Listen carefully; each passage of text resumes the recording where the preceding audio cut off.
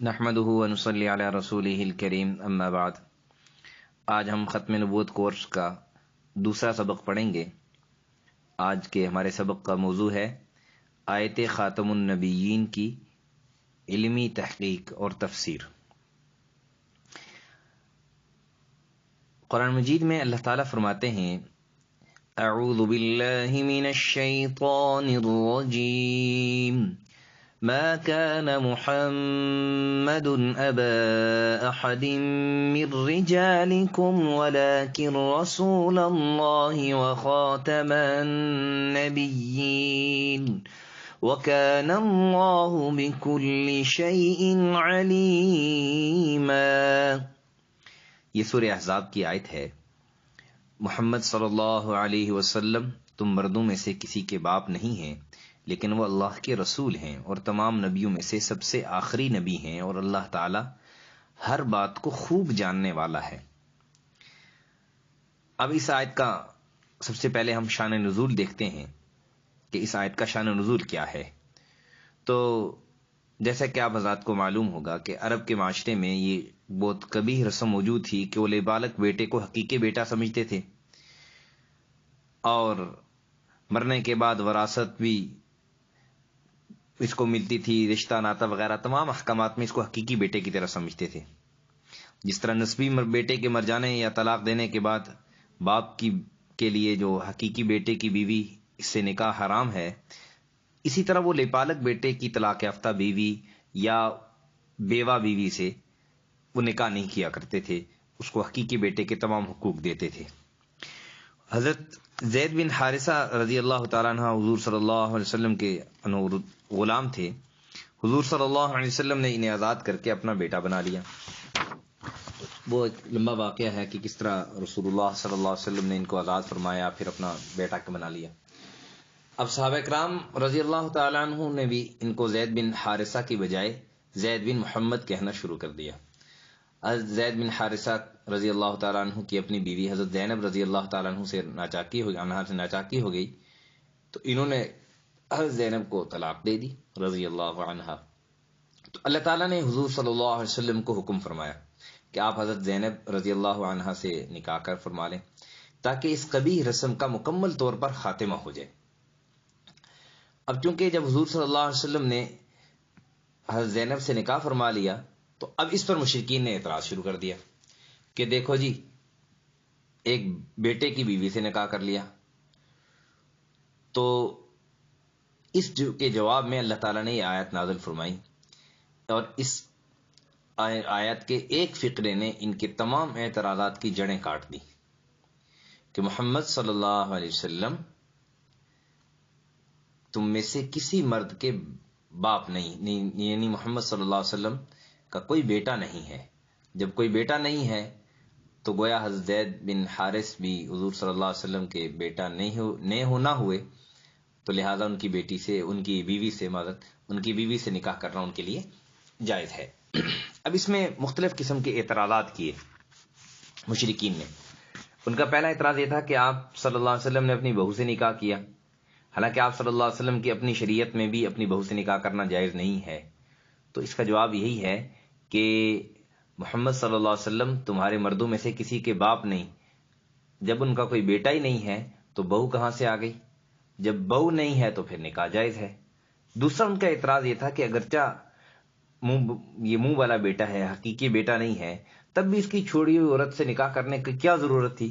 تو اس کا جواب یہ ہے کہ نبی ایک ہادی ہوتا ہے، امت کا ایک رہبر ہوتا ہے، ایک رہنما ہوتا ہے، اس نے تمام غلط رسموں کا کما کرنا ہوتا ہے، ان رسموں کو ختم کرنا ہوتا ہے۔ تو لہٰذا نبی پاک صلی اللہ علیہ وسلم امت کے لیے چونکہ ایک رہبر ہیں اور مثالی نمونہ ہیں، عملی نمونہ انہوں نے امت کے لیے پیش کرنا تھا، اور جو چیزیں امت کے لیے جائز تھیں اور خود سے لوگوں نے ناجائز بنایا ہوا تھا، ان کو اس چیز کا خاتمہ کرنا تھا، اس تصور کا خاتمہ کرنا تھا۔ تو لہذا نبی پاک صلی اللہ علیہ وسلم نے عملی طور پر اس قبیح رسم کا کہ منہ والا بیٹا اس کا جو ہے نا وہ جو اس کو وراثت میں حقوق ملتے تھے، یا منہ بولے بیٹے کے جو احکامات لوگوں نے اپنی طرف سے من گھڑت بنائے ہوئے تھے، اس کی بیوی کو حرام سمجھتے تھے، تو عملی طور پر نکاح کر کے اس رسم کا مکمل طور پر خاتمہ کیا۔ کیونکہ یہ نبی آخر زمان ہے، آخری نبی ہیں، اس کے بعد کون نبی آئے گا جو اس بات کی تشریح کرے گا؟ تو آخری نبی ہیں، ان کے بعد کسی نبی نے نہیں آنا قیامت تک، تو امت کے لیے ایک کام، ایک شریعت ادھوری رہ جاتی. تو اس لیے آخری نبی ہونے کی حیثیت سے بھی یہ بات ضروری تھی کہ نبی پاک صلی اللہ علیہ وسلم اس اپنی امت کے مکمل رہنمائی کر کے جو ہے وہ تشریف لے جائیں، تاکہ امت کو کسی قسم کی پریشانی نہ ہو. کسی مسئلے میں ایسا نہ ہو کہ اس مسئلے میں نبی پاک صلی اللہ علیہ وسلم کی شریعت، ان کے آثار موجود نہ ہوں، ان کی طریقہ موجود نہ ہو. پھر دوسرے نمبر پر یہ جو آیت خاتم النبیین ہے، اس کی ہم تفسیر کرتے ہیں قرآن بالقرآن سے. سب سے اچھی تفسیر ہوتی ہے جو قرآن کی آیت کی تفسیر کسی دوسری آیت سے تفسیر کی جائے. تو آئیے سنتے ہیں کہ قرآن مجید میں 7 جگہ پر لفظ ختم کے مادے سے الفاظ آئے ہیں. نمبر 1، اعوذ باللہ من الشیطان الرجیم، ختم اللہ علی قلوبہم وعلی سمعہم وعلی ابصارہم غشاوۃ ولہم عذاب عظیم. سورہ بقرہ کی آیت ہے کہ اللہ تعالیٰ نے ان کے دلوں پر اور ان کے کانوں پر مہر لگا دی اور ان کی آنکھوں پر پردہ ڈالا ہوا ہے، ان کے لیے زبردست عذاب ہے. دوسری آیت، قل ارأيتم ان اخذ الله سمعكم وابصاركم وختم على قلوبكم من اله غير الله يأتيكم به انظر كيف نصرف الآيات ثم هم يصدفون. سورہ نساء کی آیت ہے کہ اے پیغمبر صلی اللہ علیہ وسلم، ان لوگوں سے کہو ذرا مجھے بتاؤ کہ اگر تمہاری سننے کی طاقت اور تمہاری آنکھیں اللہ تم سے چھین لے تو تمہارے دلوں پر مہر بھی لگا دے، تو اللہ کے سوا کون سا معبود ہے جو تمہیں چیزیں لا کر دے دے؟ دیکھو ہم کیسے کیسے مختلف طریقوں سے دلائل بیان کرتے ہیں، پھر بھی یہ لوگ منہ پھیر لیتے ہیں. تیسری آیت، أفرأيت من اتخذ إلهه هواه وأضله الله على علم وختم على سمعه وقلبه وجعل على بصره غشاوة فمن يهديه من بعد الله أفلا تذكرون. سورہ جیسے کیا ہے، پھر کیا تم نے اسے بھی دیکھا جس نے اپنا خدا اپنی نفسانی خواہش کو بنا لیا، اور علم کے باوجود اللہ تعالیٰ نے اسے گمراہی میں ڈال دیا اور اس کے کان پر اور دل پر مہر لگا دی اور اس کی آنکھ پر پردہ ڈال دیا. اب اللہ کے بعد کون ہے جو اسے راستے پر لائے؟ کیا پھر بھی تم لوگ سبق نہیں لیتے؟ چوتھی آیت، اليوم نختم على افواههم وتكلمنا ايديهم وتشهد ارجلهم بما كانوا يكسبون. سورہ یاسین کی آیت ہے کہ آج کے دن ہم نے ان کے منہ پر مہر لگا دیں گے اور ان کے ہاتھ ہم سے بات کریں گے اور ان کے پاؤں گواہی دیں گے کہ وہ کیا کمائی کرتے تھے. پھر پانچویں آیت، ام یقولون افترى على الله كذبا فإن يشاء الله يختم على قلبك ويمحو الله الباطل ويحق الحق بكلماته إنه عليم بذات الصدور. بھلا کیا یہ لوگ یوں کہتے ہیں کہ اس شخص نے یہ کلام خود گھڑ کر جھوٹ موٹ اللہ کے ذمہ لگا دیا ہے؟ حالانکہ اگر اللہ تعالیٰ چاہے تو تمہارے دلوں پر مہر لگا دے. اللہ تو باطل کو مٹاتا ہے اور حق کو اپنے کلمات کے ذریعے ثابت کرتا ہے. یقیناً وہ سینوں میں چھپی ہوئی باتوں تک کو جانتا ہے. چھٹی آیت، یسقون من رحیق مختوم. سورہ مطففین کی آیت ہے، انہیں ایسی خالص شراب پلائی جائے گی جس پر مہر لگی ہوگی. ساتویں آخری آیت، ختامہ مسک، اس کی مہر بھی مشک ہی مشک ہوگی. وفی ذلک فلیتنافس المتنافسون، اور یہی وہ چیز ہے جس پر للچانے والوں کو بڑھ چڑھ کر للچانا چاہیے.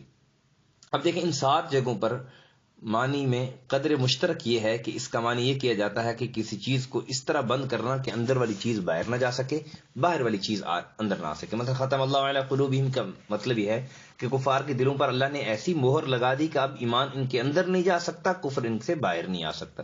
اسی طرح ہماری زیر بحث آیت خاتم النبیین کا مطلب بھی یہی ہے کہ دار نبوت میں جتنے نبی آنے تھے اب وہ آ چکے، اب دار نبوت میں کوئی نبی نیا نہیں آ سکتا. اسی طرح دار نبوت میں جتنے نبی اب آ چکے ہیں نبی پاک صلی اللہ علیہ وسلم سے پہلے، اب ان سے اس نبوت کے دائرے سے کوئی باہر بھی نہیں جا سکتا. اب تفسیر قرآن بالقرآن کا خلاصہ یہ ہے کہ حضور صلی اللہ علیہ وسلم کے تشریف لانے سے نبیوں کی تعداد پوری ہو چکی، اب قیامت تک کوئی نبی نہیں آ سکتا. اب ہم تفسیر کی دوسرا جو کیٹیگری ہوتی ہے، دوسری سٹیپ ہوتا ہے، وہ ہے تفسیر قرآن بالحدیث. تو لفظ خاتم النبیین کی حدیث سے ہم تشریح کرتے ہیں. نبی پاک صلی اللہ علیہ وسلم نے فرمایا کہ میری امت میں 30 جھوٹے پیدا ہوں گے، ان میں سے ہر ایک کہے گا کہ میں نبی ہوں، لیکن میں آخری نبی ہوں، میرے بعد کوئی نبی نہیں آئے گا. اسی طرح حضرت انس کی روایت ہے کہ حضور صلی اللہ علیہ وسلم نے فرمایا کہ نبوت مجھ پر منقطع ہو چکی. ترمذی شریف کی یہ روایت ہے. میرے بعد نہ کوئی نبی ہے اور نہ کوئی رسول ہے.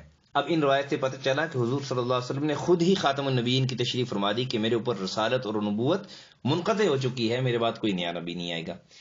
اب تیسرا سٹیپ ہوتا ہے تفسیر کا صحابہ اکرام سے تفسیر. تو تفسیر در منشور میں امام ابن جریر نے حضرت ابو سعید خدری رضی اللہ تعالیٰ عنہ سے ایک روایت نقل کی ہے کہ آپ صلی اللہ علیہ وسلم نے فرمایا کہ میری اور انبیاء کی مثال ایسے ہے جیسے ایک آدمی ایک گھر بنائے، اسے مکمل کر دے مگر ایک اینٹ کی جگہ چھوڑ دے. میں آیا تو اس اینٹ کو مکمل کر دیا. اب حضرت جابر رضی اللہ تعالیٰ عنہ کی بھی ایک حدیث ہے کہ حضرت جابر فرماتے ہیں کہ رسول اللہ صلی اللہ علیہ وسلم نے فرمایا میری اور انبیاء کی مثال ایسے آدمی جیسی ہے جیسے ایک آدمی گھر بنائے، اسے مکمل کر دے اور اسے اچھا بنائے مگر ایک اینٹ کی جگہ چھوڑ دے. اب جو بھی اس گھر میں داخل ہو اسے دیکھے تو کہے کتنا اچھا گھر ہے، مگر ایک اینٹ کی جگہ میں اس اینٹ کی جگہ ہوں اور مجھ پر انبیاء کو ختم کیا گیا. اب صحابہ کرام کی تفسیر سے بھی خاتم النبیین کی جو تفسیر ہے اس سے بھی یہ پتہ چلا کہ نبیوں کی تعداد حضور صلی اللہ علیہ وسلم کے تشریف لانے سے مکمل ہو چکی. تفسیر کا اگلا سٹیپ ہوتا ہے کہ لغت سے جو ہے نا وہ تفسیر لی جائے کہ لغوی طور پر جو لغوی محققین ہیں لغات میں انہوں نے اس کا کیا معنی لکھا ہے. تو امام راغب اصفہانی رحمۃ اللہ علیہ کی لغات القرآن کی کتاب مفردات القرآن کی تفسیر تعریف امام سیوطی رحمۃ اللہ علیہ نے کی ہے، اور امام سیوطی رحمۃ اللہ علیہ قادیانیوں کے نزدیک بھی مجدد بھی ہیں، لہذا یہ کتاب قادیانیوں کے نزدیک بھی معتبر ہے.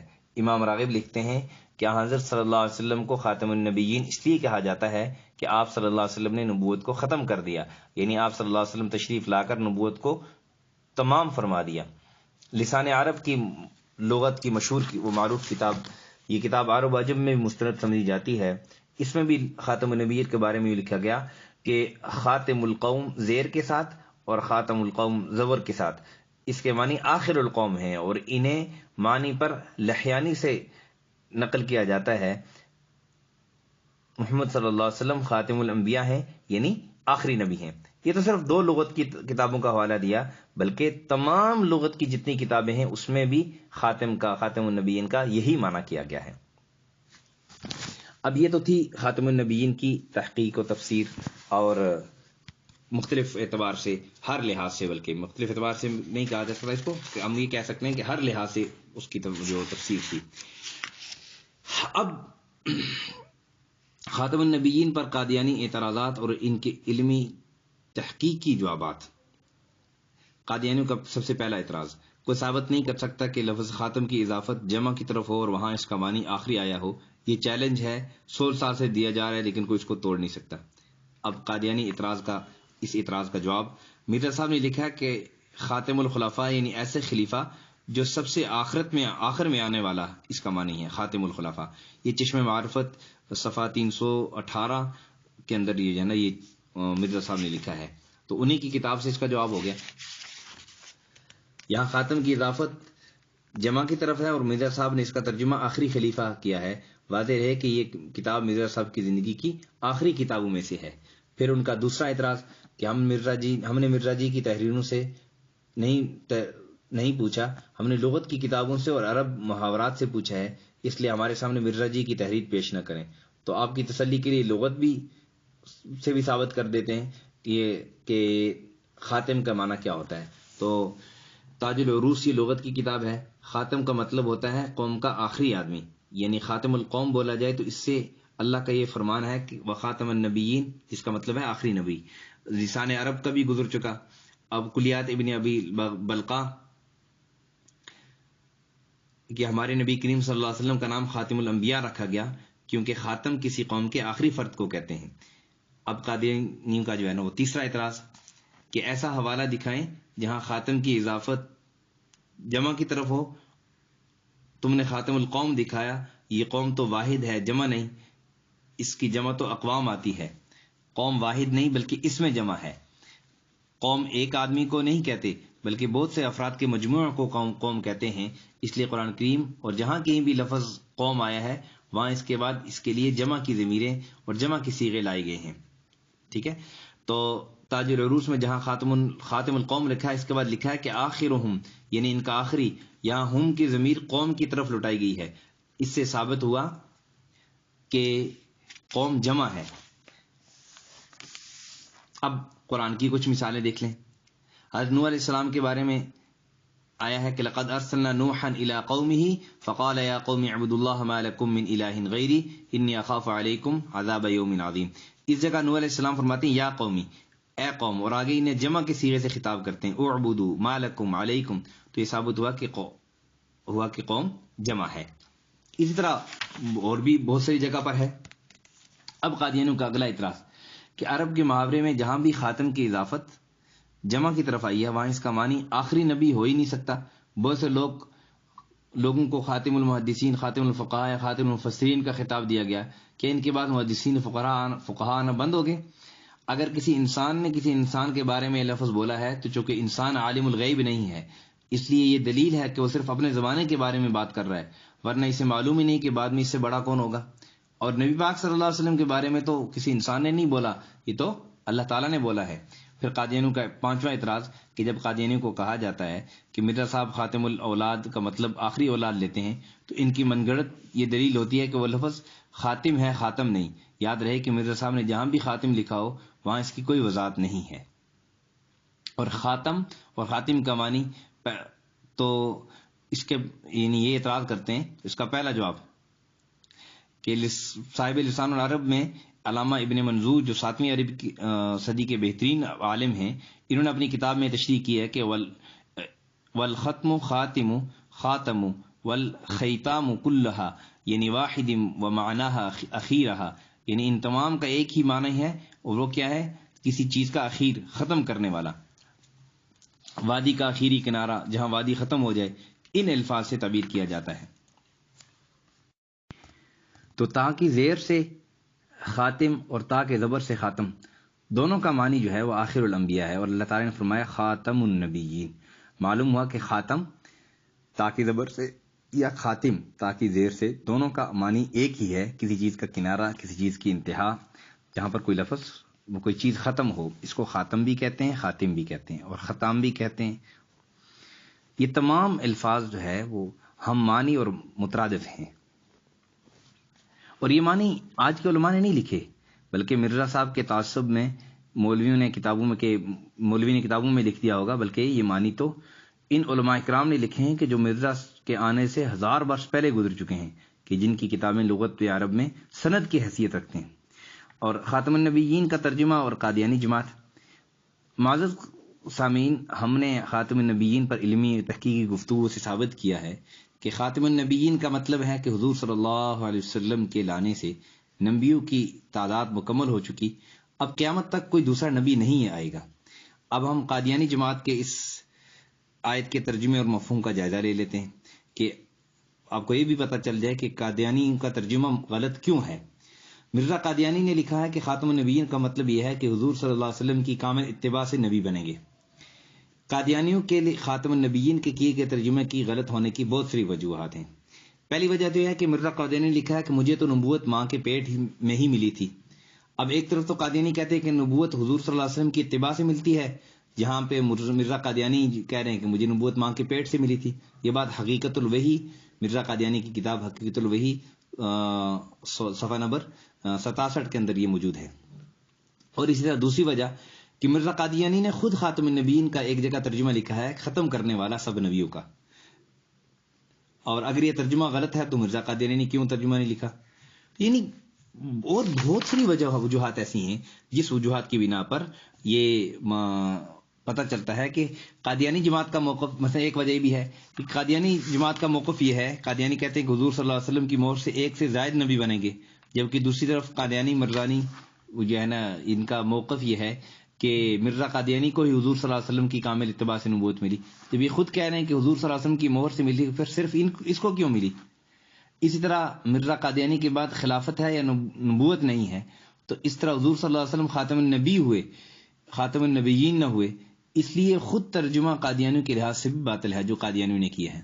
ایک وجہ یہ بھی ہے کہ خاتم النبیین کا مطلب یہ لیا جائے کہ حضور صلی اللہ علیہ وسلم کی اتباع سے نبوت ملے گی، تو اس کا مطلب یہ ہوا کہ حضور صلی اللہ علیہ وسلم حضرت آدم علیہ السلام سے لے کر حضرت عیسیٰ علیہ السلام تک انبیاء کے خاتم نہیں، بلکہ اپنے سے بعد آنے والے جو انبیاء ہیں ان کے جو ہے نا وہ خاتم ہیں. تو یہ بات قرآن و حدیث کی منشا کے خلاف ہے. اس لیے قادیانیوں کو یہ چیلنج کیا جاتا ہے کہ کوئی قادیانی قرآن پاک کی کسی ایک آیت سے یا کسی حدیث سے یا کسی صحابی یا تابعی کے قول سے خاتم النبیین کا ایمانہ دکھا دے، جو یہ کرتے ہیں کہ حضور صلی اللہ علیہ وسلم کے مہر سے یعنی کامل اتباع سے نبی بنتے ہیں، تو اس قادیانی کو منہ مانگا انعام دیا جائے گا. لیکن یہ شعر ہے نا، نہ خنجر اٹھے گا نہ تلوار ان سے، یہ بازو میرے آزمائے ہوئے ہیں. واخر دعوانا الحمدللہ رب العالمین. یہ تھا آج کا سبق. امید ہے آپ توجہ سے سنیں گے بھی اور اس کو سمجھیں گے بھی، اور پھر سوالات کے بر وقت جوابات بھی دیں گے.